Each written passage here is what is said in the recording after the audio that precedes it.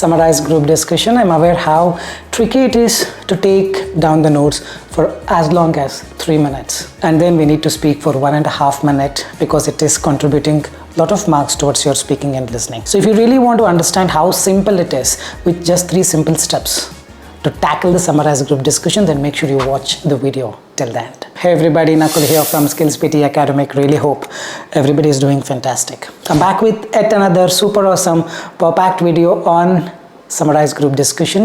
3 simple steps get 16 out of 16. Well, before we get into the video, if you're not subscribed to this channel, kindly click on the subscribe button. Anytime you need online assistance, it's a paid assistance. The link for the WhatsApp is in the description of this video. You can click on the link, send us a message. We will do the needful. Also to tell you, recently we released our 3 official ebooks. All the ebooks have been completely updated with the new changes for PTE Academic, new templates, new responses, summarized group discussion, practice materials, each and everything fully updated. You can just click on the link and buy it as a combo and avail some discount as well. Alright, without any further delay, let's straight away get right into the video. As most of you would know, summarized group discussion is similar to written lecture. In written lecture, they play an audio for 50 seconds, 1 minute. Probably here, they play an audio till 3 minutes. A written lecture usually will have 1, in the worst case will have 2 speakers, but in here there will be 3 speakers. Apart from that, once the audio ends in written lecture, you get 10 seconds to prepare. Even in summarized group discussion, you get 10 seconds to prepare. In written lecture, the time for which you need to speak is maximum of 40 seconds. But in summarized group discussion, it's maximum of 2 minutes. And summarized group discussion has been recently introduced only for PTE Academic. It is not there for the PTE core, and number of questions that have come so far in the exam is max of 2. Very few people have reported that they got 3 questions. Otherwise, most of them have got 2 questions, and guess what? It is one of the priority because this contributes around 15 to 16 marks towards your speaking and listening both. By the way, it contributes to listening as well because you got to listen, take some notes, and then speak. Now let's quickly understand the strategy, the 3 simple steps. Remember, the entire summarized group discussion can be divided into 3 simple steps. Step number 1, just divide your entire book or the booklet that is given to you into 3 different compartments. Label it as S1, S2 and S3 with some space in between for you to take down some notes. Remember, your computer, there you cannot type or something. Only in essay writing, summarize written text, or for the entire listening, the screen will be available to type, but not in the speaking. So every day whenever you practice, you got to take a book and a pen and start practicing. If possible, you can take a marker and start practicing because that's how it will be in the exam. So this way, once you're all set with 3 different labeling, speaker 1, speaker 2, speaker 3, we move on to the step 2. Step 2 is where you understand that it is same as the written lecture, but it's not just 1 written lecture. Probably it is 3 written lectures. 1 written lecture usually goes for 1 minute. This is 3 written lectures, 3 minutes. It is the same strategy. There is not much of a difference, just that you need to build that confidence, ability, the patience to do 3 written lectures consecutively, meaning you should be confident enough to take down the notes for 3 written lectures consecutively. That is the second step, where you listen for 3-4 seconds, write for 3-4 seconds. This is the strategy for written lecture, the note taking. This is the strategy for your summarized spoken text, and this will be the strategy even for your summarized group discussion. Remember this, most of the people struggle here because they listen and write at the same time. It's like talking and eating. It's like singing and working. When you do 2 things at once, this gets confused, this gets confused, this gets confused, software gets confused, marks completely go for a toss. Don't do 2 things at once. What people try to do, the major mistake here is, students want to cover up all the content.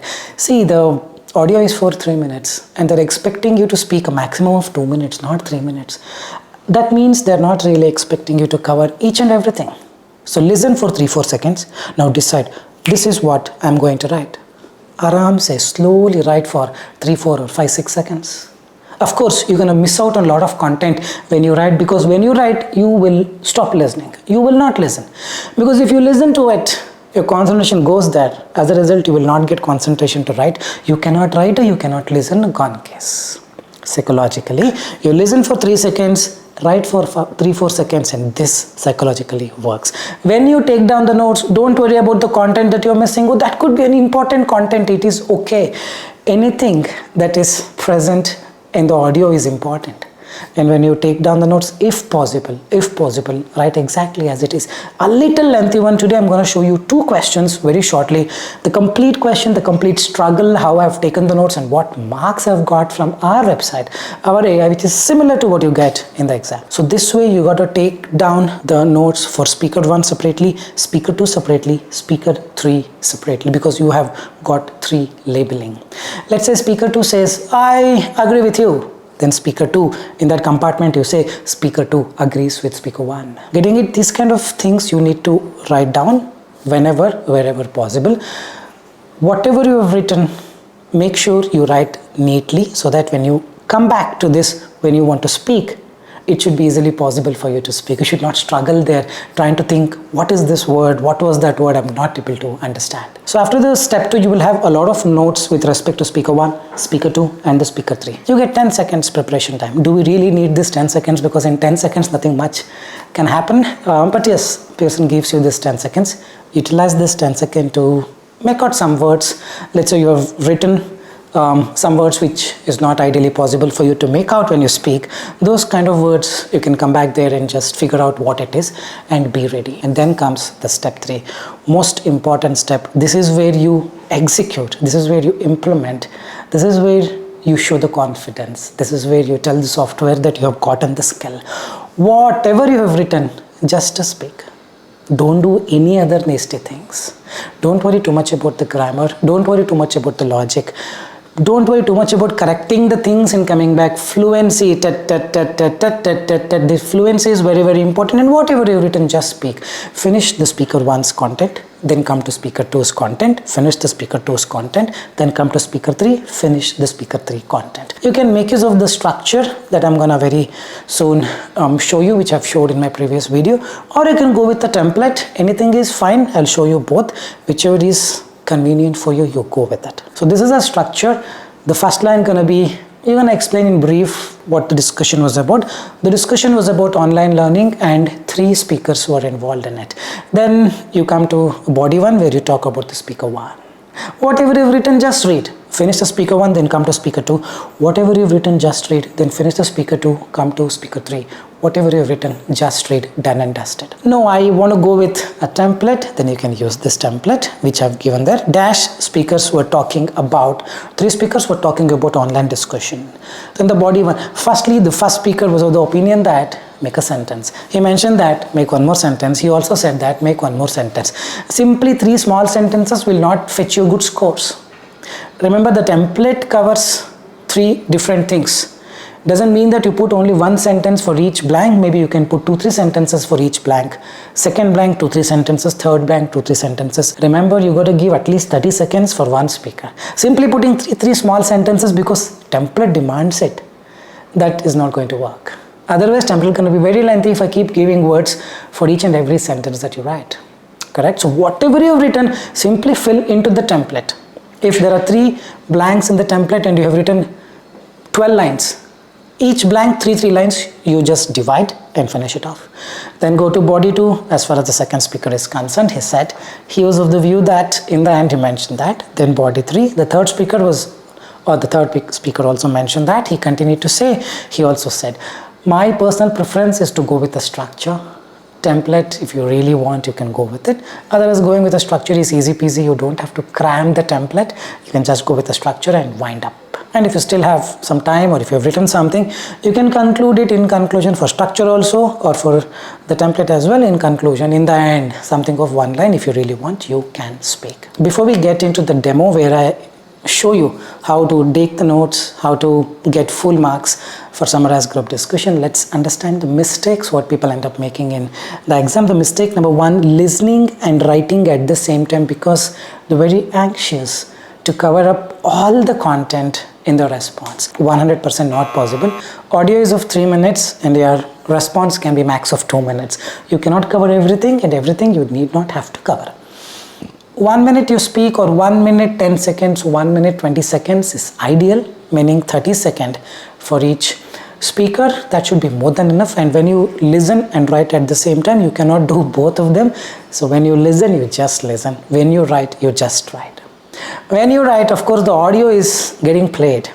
You have to develop that knack of ignoring that audio, or whatever you have heard. When you're writing, you can just speak that a bit louder so that you don't concentrate on the audio that is being fed to your ears.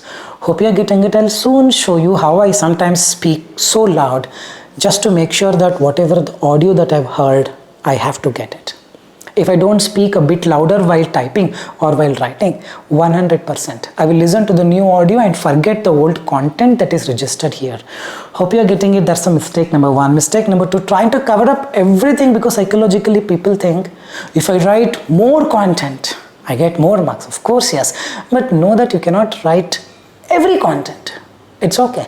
Some 40% of the content, or 35% or 40% of the content, if you can retain, well and good, you're gonna get the scores. Don't be in an assumption that you cover up everything, you get more marks. Even if you cover up 50-60% or 30 to 40%, you still get good scores. Remember this. The third mistake is fixing the grammar. While writing, they would not have paid enough attention to the grammar, and now while speaking, psychologically we tend to do this because that's what we've been doing. Someone may laugh. Someone will say this person doesn't know grammar. So all these instances have piled up, and in the exam, we just resonate with it. Software doesn't need the grammar. It's the content, fluency, pronunciation. There is no grammar. So intentionally don't speak a wrong grammar. But if you've written something grammatically wrong, it's okay, just speak. You can correct it if you want, but not at the cost of your fluency going down. Remember this. The next mistake is fixing the logic. I've written something which is logically not making sense. What do I do during runtime, during implementation? When the director says action, at that time, I try to fix it. Don't try all these things. Whatever you've written, just speak. You have already finished, writing down. That portion is over. When you speak, you just have to speak. Don't do anything else. Hope you're getting it. The last is correcting the sentences. Few of the sentences you've jumbled up or something is missing. There you try to correct, add something. Thereby your fluency goes for a toss.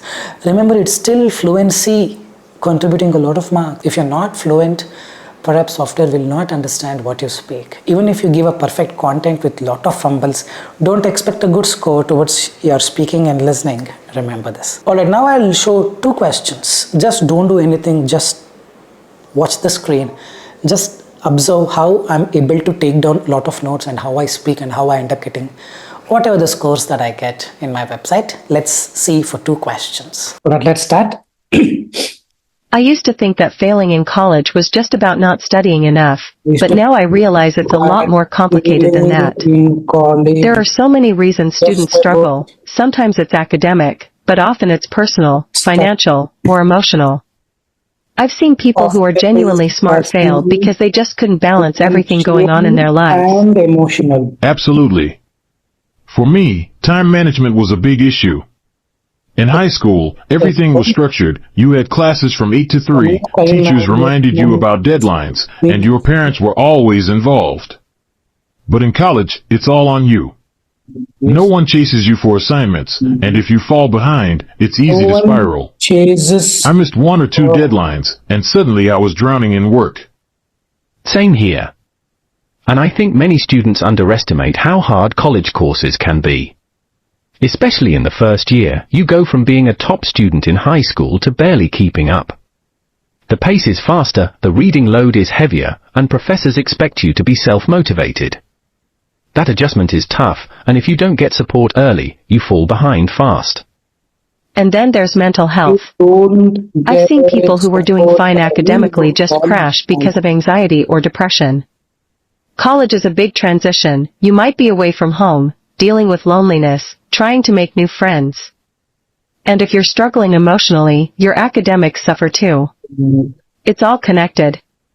Don't even get me started on finances. I had to take on a part-time job to afford rent and groceries, and it completely messed with my schedule. There were nights when I got home at midnight and still had homework to finish. Eventually, I started skipping classes to catch up on sleep. It's not that I didn't care, I just didn't have the time or energy. And if you're the first in your family to go to college, it's even harder. There's pressure to succeed, but not a lot of guidance. I didn't know how to The register pressure for to classes, succeed, or but how to not a talk lot to of professors, guidance. or even The how office pressure hours to worked. I succeed. made a lot of mistakes just because no one had taught me how college systems operate. No one has That's so true. college. I think the support systems in colleges, like tutoring, counseling, or academic advising, are helpful, but many students don't even know they exist. Or they're too ashamed to ask for help. There's this stigma around struggling, like you're supposed to handle everything on your own. It exists. Yeah, and there should be more regular check-ins. A They professor or advisor who notices you're slipping early on can make a big difference. Sometimes just knowing that someone's paying attention can motivate you to get back on track. At the end of the day, I don't think students fail because they're lazy or incapable. Most of the time, it's because they're overwhelmed, unsupported, or uninformed. because We need to stop blaming students and start looking at how the system can better support them. that's it. Okay, I'm not sure. Let me give my best to speak.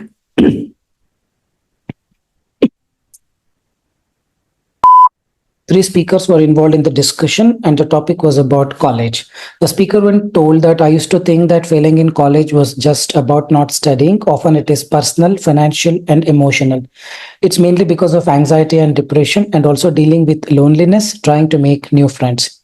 I think the support systems are helpful, but many students don't even know that they exist.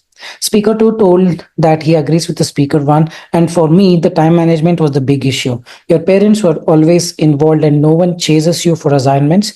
I missed one or two deadlines and I was droning. I had to take on part-time job to afford groceries. Eventually, I started skipping classes to catch up on sleep. There should be more regular check-ins, and at the end of the day, I don't think students fail because they are overwhelmed. The speaker 3 also told that you go from being a top student in high school from barely keeping up. That adjustment is tough, and if you don't get support early, you fall behind. There is a pressure to succeed, but not a lot of guidance, and no one had told me how college system actually works. Okay, I think around 1 minute, 10, 20 seconds I would have spoken. It'll take some 15 seconds. It's a very lengthy audio, a lot of processing we're doing at the background. Let's see how much marks do I get. While this is the way you speak, if you speak this way, you should be able to get a good score in the exam.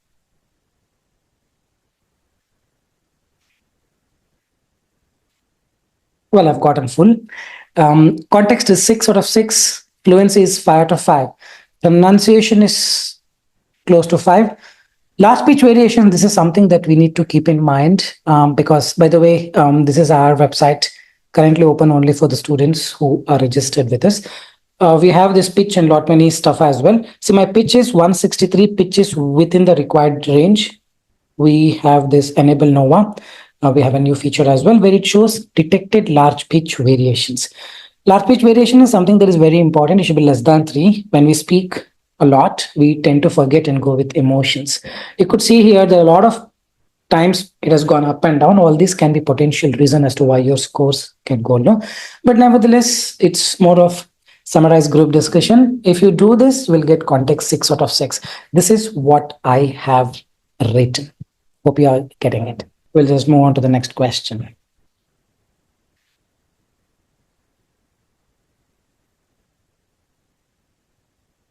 I don't know about you guys, but transitioning into work life after college has been a roller coaster for me. Transition. I imagined I'd land my dream job right after graduation and start climbing the ladder, but reality's been a bit messy, eh? Totally. I think college gives us this impression that once we graduate, everything just falls into place. But it didn't prepare me for how mentally exhausting a full-time job can be. Wait. I get home completely drained, and I barely have energy to cook or see friends. Same here. And even though I technically work office hours, I still get messages late at night. There's this unspoken pressure to always be available, which really blurs the lines between work and personal life. For me, it's been the adjustment to structure. In work. In college, we had control over our schedules. You could skip a lecture if you needed rest, or take a mental health day. In the corporate world, everything is rigid: meetings, deadlines, reports. There's little flexibility. I also struggle with the lack of feedback. In university, you got grades, comments, Also rubrics. starting with Now, unless something goes wrong, no one really tells you how you're doing. unless something It's like you're supposed to just know you're on track. really And don't get me started on finances. got it. Sure, we're earning, but I was shocked at how fast rent, bills, groceries, and commuting eat up your salary. Budgeting is a skill I wish college had taught us properly. Another thing is loneliness. In college, we had friends around us all the time. Now, I work remotely most days and barely interact with people outside of Slack or emails. Around I didn't expect to feel this isolated. all the time. Same here. And making new friends as an adult is hard. And, Everyone's busy, and after work you're just tired. Weekends are often the only time to breathe or catch up on chores.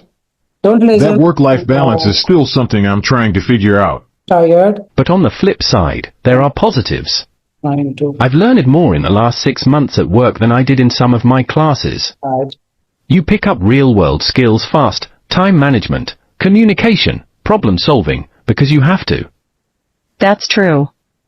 And I do feel a sense of growth. Problem. Earning your own money, making independent decisions, even dealing with tough bosses, it all builds confidence. Even It's tough, but it's also kind of empowering. all the Yeah, I guess work life after college isn't what we expected, but it's a different kind of learning curve. this Not academic, but life skills. kind of Maybe we just need to give ourselves time to adjust. not academics but life skills. That's it. Always we are running short for the speaker 3. Let's get going. The talk was mainly about college life and 3 speakers were involved in it. Speaker 1 told that I don't know about you guys, but transitioning to work life after college was a roller coaster for me. In college, we had control over our schedules, meeting deadlines, reports, and there is little flexibility. Another thing is loneliness. In college, we had friends around us all the time. Earning your own money, even dealing with tough bosses, all will definitely build confidence. The speaker 2 agrees with speaker 1 and said that college gives us the impression that once we graduate, everything falls into the place. I also struggle with a lot of feedback. Something goes wrong and no one really tells you. Same here, and I'm making new friends is hard. Everyone is busy, and after work, you're tired. Still something I'm trying to figure out, but it's very different kind of learning curve. No academics, but life skills. The speaker 3 agrees with speaker 2 and says that even though I technically work office hours between work and personal life, I was shocked at how fast the rent and the groceries shoot up. On the flip side, there are positives. You can pick up time management, communication, and problem solving for sure. Roughly 1 minute, 10 seconds is what I'm speaking, but I'm trying to cover as much as possible. This much data should be enough. In the exam, you have to get good scores. I've tried and tested this with multiple official mock tests, but try to speak a little lengthier one. Don't speak 1 or 2 words. 1 or 2 words, software will not be able to understand. So you do this 100%, you have to get. Large pitch variations came down. If I try to be more conscious, it can come down something like, I don't know about you guys, but transitioning to work life after college was a roller coaster for me. If I speak this, it will come down. Maybe I was trying to be more expressive. Apart from that, I think that's all. You try to do this 100%. You have to get good scores. All right, I really hope this was an informative content giving you complete insights, idea on how to perform summarized group discussion with confidence with just using 3 simple steps, and make sure to get 6 out of 6 for the content. If you believe the same, like, share and subscribe and leave your valuable comments in the comment section. This is Nakul, Nakul, signing off from Skills PTE. Soon we'll be back. Till then, take care. Bye-bye. Thanks much.